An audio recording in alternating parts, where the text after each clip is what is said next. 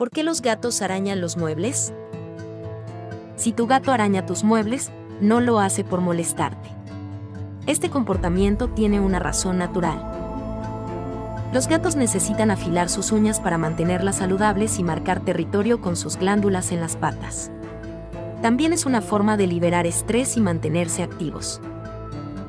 La solución no es regañarlos, sino ofrecerles rascadores atractivos y estratégicamente ubicados.